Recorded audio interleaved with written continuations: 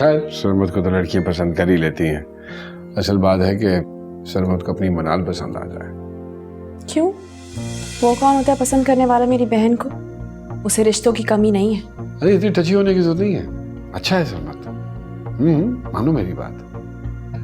मुझे तो अभी तक समझ में नहीं आया कि आपको उसमें क्या पसंद है। इतना अच्छा भी नहीं है वो। अरे वक्त के साथ साथ जैसे जैसे वक्त गुजरेगा तुम्हें अंदाजा होता चला जाएगा। एक दिन तुम भी कहोगी कि वाकई अच्छा है।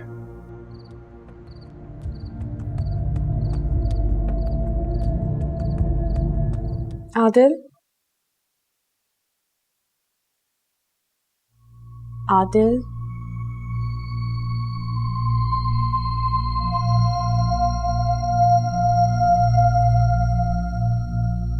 आदिल,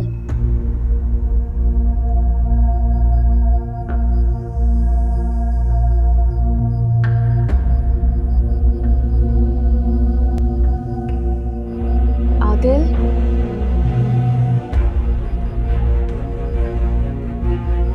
आदिल आंखें खोले, क्या हुआ है?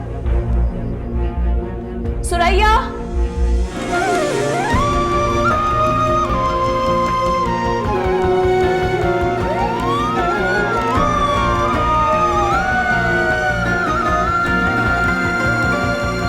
कभी दूर है कभी पास है, कभी पास है कभी आस है।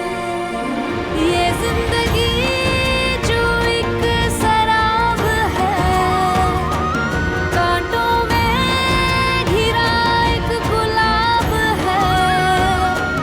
गुलाबी रंग सर्द हो रहा, क्यों बता है दिल मेरे, ठहर जरा। अंदर नहीं जा सकती। तुझको क्यों नहीं जा सकती अंदर में? हटो, मुझे जाने दो। आज से मुझे प्लीज देखने दो। ऐसे नहीं जा सकती। मुझे आदिल को जाके देखना है। प्लीज बैठ जाए। क्या हुआ आदिल को? सॉरी, हम उन्हें बचा ना सके।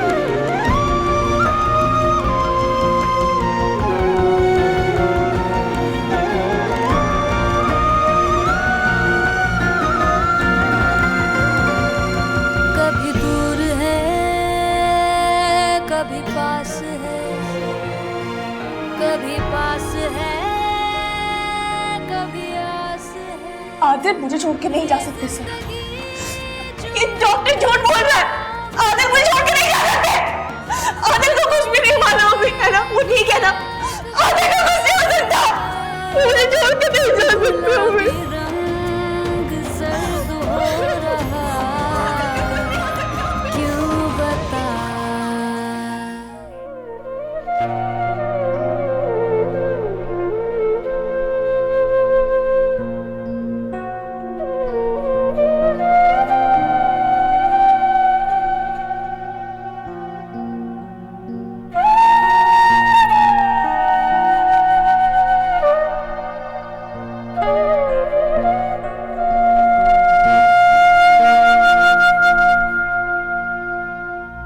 बेचारे आदिल साहब की बेवा को सुनकर तो मुझे बहुत अफसोस हुआ। अच्छा, मैंने सुना था कि इनकी शादी को भी 1.5 साल ही हुआ है और आदिल साहब का इंतकाल भी हो गया। जब जवान बीवी से शादी होगी तो यही सब होगा ना। औरत रोती रह जाएगी और मर्द अगले सफर पर निकल जाएगा। अच्छा, इनकी बीवी को क्या अभी तक होश नहीं आया? इतनी आराम से कैसे आएगा? इतना मालदार शौहर, इतनी ऐशो आराम की जिंदगी, जब सब कुछ खत्म हो जाए तो सब कुछ इतनी आराम से ठीक भी नहीं होता ना। जाहिर है अभी तो वो जवान है, बच्चा भी बहुत छोटा है, कैसे गुजारेगी ये सारी जिंदगी? ये तो उसे शादी से पहले सोचना चाहिए था, नहीं कि वो जिस इंसान से शादी करिए क्या वो उसका ज़्यादा लंबे अरसे तक साथ निभा सकेगा भी कि नहीं। खैर छोड़ें, हमें क्या लेने देना इससे, किसी और चीज़ के बारे में बात करते हैं। इंसान के पास अपनी जिंदगी की कोई गारंटी नहीं होती। ये तो बिल्कुल तुमने ठीक कहा, बूढ़ा हो या जवान उसकी जिंदगी का कोई भरोसा नहीं। लोगों को तो सिर्फ बातें बनाना आती। दूसरों की तकलीफ का कोई एहसास नहीं होता। ये जो लोग हैं एहसास दिलवाने वाले, पहले क्या कुछ करते थे याद करवाऊं या एहसास दिलवाऊं? आप काफी देर से खड़ी हैं, पानी पिलाते हैं आपको, चले बैठते हैं।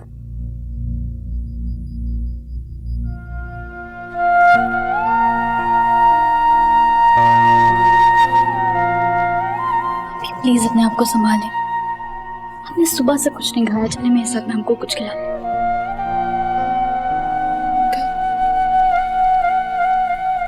तो मुझे छोड़ के क्यों चले गए? मुझे ऐसे छोड़ के नहीं जा सकते। आपको हसन के लिए जीना है, अपने आप को संभालें आप भी। आदिल के बगैर, दिल के बगैर कैसे रहूंगी? हसन को कैसे संभालूंगी? खुद को कैसे संभालूंगी आदिल के बगैर? नहीं रह सकती कभी दूर है कभी पास है, कभी पास है कभी आस है।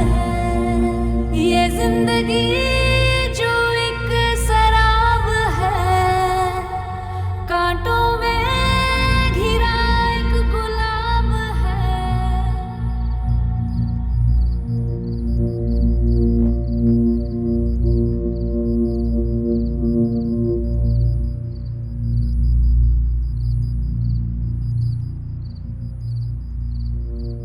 बस बेटा, अल्लाह मग़फ़िरत करे, उसके दर्जात बुलंद करे। सच पूछो तो मुझे यकीन नहीं आ रहा कि मेरा इतना प्यारा दोस्त, हमदर्द और सबसे मोहब्बत करने वाला शख्स तो अचानक हमें छोड़ के चला जाए।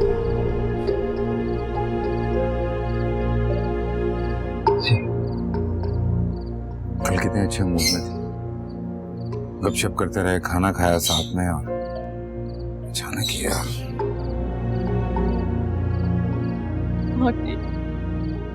यकीन नहीं आ रहा कि डैड अब हमारे साथ नहीं।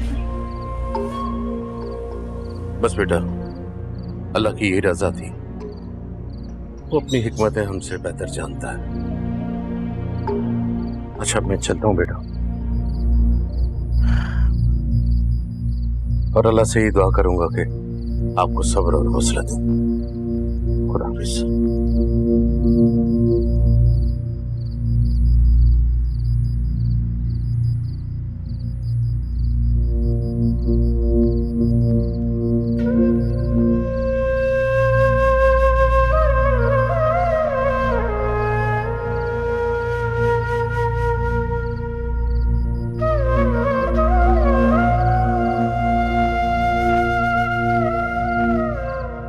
ये सबूर साहब का बेटा है ना? हाँ, वो अभी बिजनेस पार्टनरशिप भी की है हमने उसके साथ।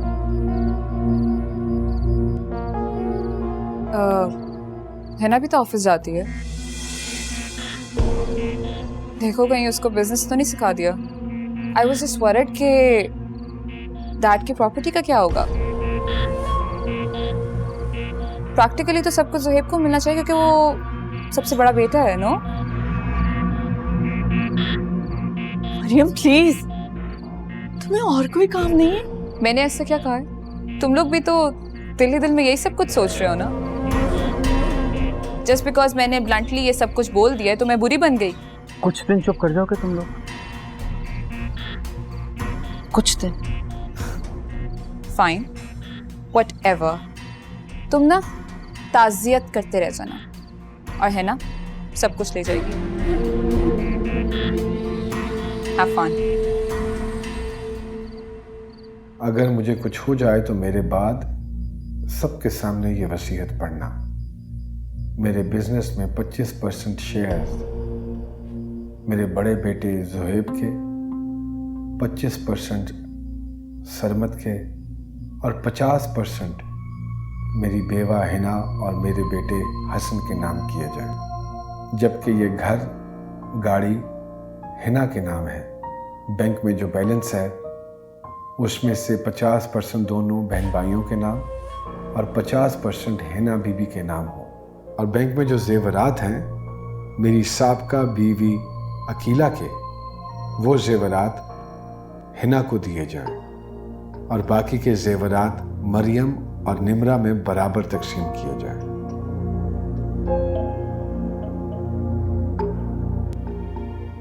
What is going on here?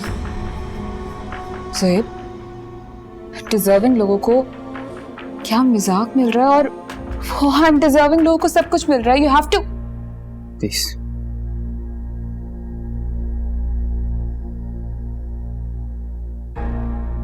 तुम ऐसे ये सब कुछ होने नहीं दे सकते। तुम्हें प्रोटेस्ट करना होगा इसके खिलाफ। जोएब, तुम मेरी बात सुन रहे हो मैं क्या कह रही हूँ? Joeb, are you listening to me और नॉट?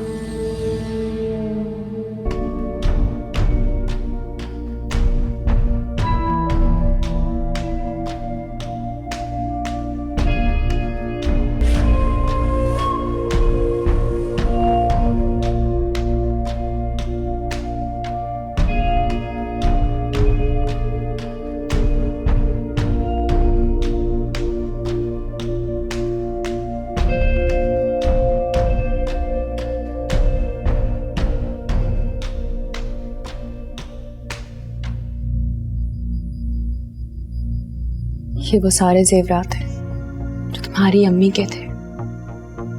मैंने नहीं रख सकती, इन पे मेरा कोई हक नहीं। ये सिर्फ तुम दोनों का हक है।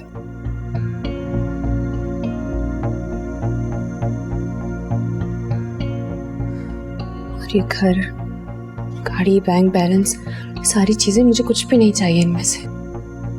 सब पे सिर्फ तुम दोनों का हक होना चाहिए और किसी का नहीं। मुझे 50% शेयर है, जिसमें से भी कुछ नहीं चाहिए। आप ये सब कुछ उनके नाम करते हैं।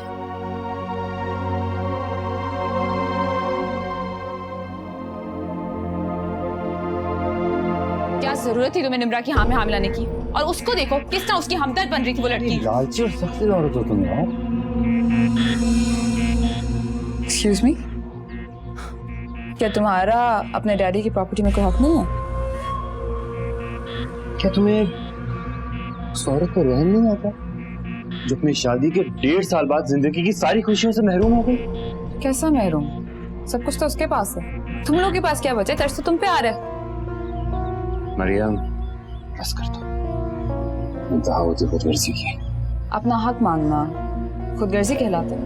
अपना हक? हाँ? क्या तुमने बहू होने का कोई भी हक अदा किया? डैड के तौर पर दावेदार बन नहीं रहा।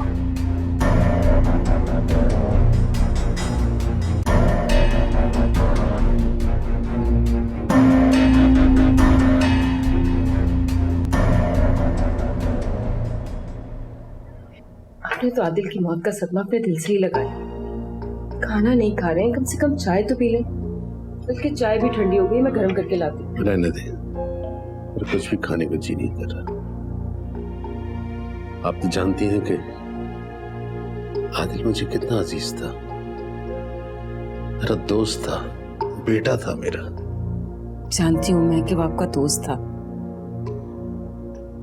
लेकिन शायद उस दिन उसकी बहू की बातें नहीं सुनी आपने। इतनी तंजिया गुफ्तगू कर रही थी कि खुदा की पनाह। क्या मतलब? हिना के बारे में मेरे जो भी व्यूज थे वो उस बेचारी पर तो मुझे यकीन करें तरस आ रहा था।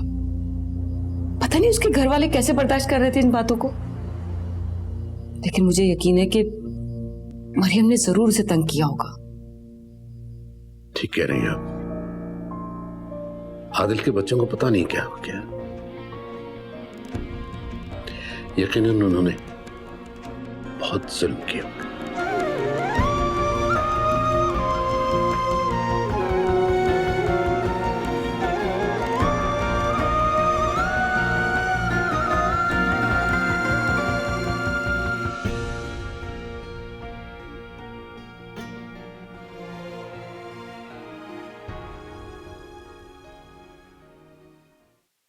मम्मी प्लीज आप परेशान मत हो, आपकी पहले ही तबीयत ठीक नहीं है।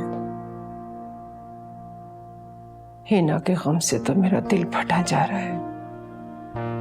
सारी जिंदगी मेरी बच्ची ने इतनी मेहनत की, जब उसकी खुशियों के दिन आए तो शौहर अल्लाह को प्यारा हो गया।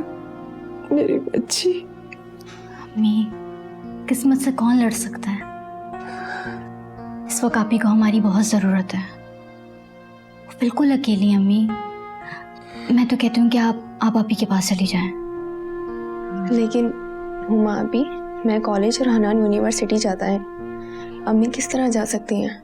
इस वक्त तुम सिर्फ अपने बारे में मत सोचो, उस औरत के बारे में सोचो जिसने अपनी सारी खुशियाँ हमारे लिए कुर्बान कर दी।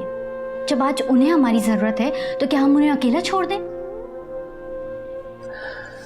तुम ठीक कह रही हो बेटा, इस वक्त उसे हमारी बहुत ज़रूरत है।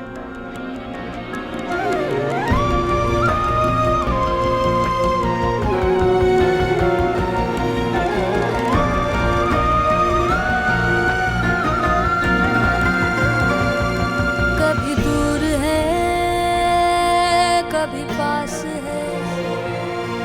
कभी पास है, कभी आस है। ये जिंदगी जो एक शराब है, कांटों में घिरा एक गुलाब है। गुलाबी रंग सर्द हो रहा, क्यों बता ए दिल मेरे, ठहर जरा,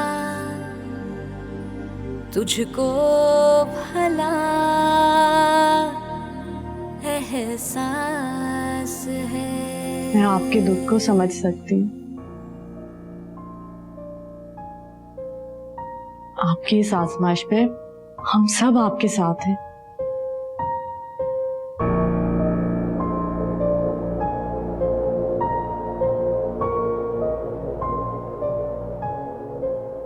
ये सब क्या है?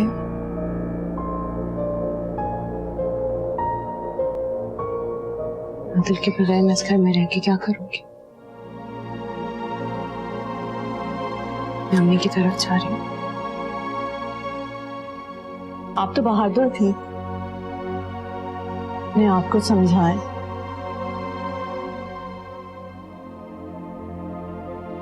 डैड के बगैर अब आपको जिंदगी गुजारनी है, हसन का सहारा बनना।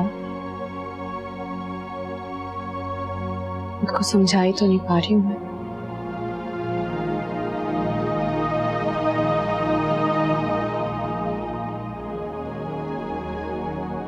ये घर आपका है और ये डैड की आखिरी निशानी,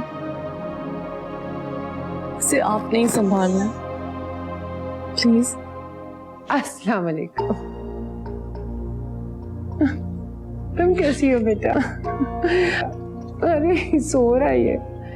तुम्हारी इतनी मुझे याद आ रही थी। अच्छा हुआ तुम घर पे ही हो आज।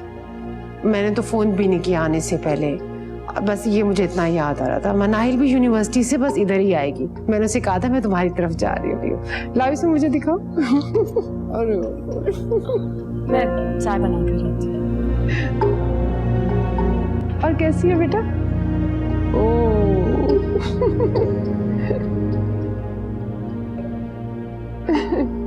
आ जाओ आ जाओ आ जाओ आ जाओ। There you are. ओ भाई, ये पेपर साइन करने हैं जिस प्रोजेक्ट पे हम लोग काम कर रहे हैं। तुम्हारे और हिना के सिग्नेचर्स चाहिए। हाँ प्लीज लाइए, मैं भी कर देता हूँ। यहाँ पे अगले पेज पे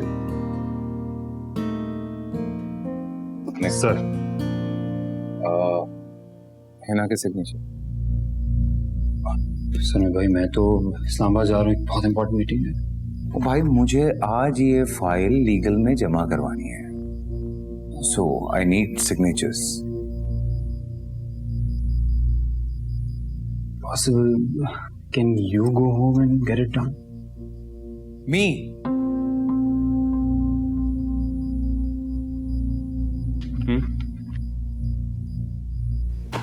ओके, थैंक यू।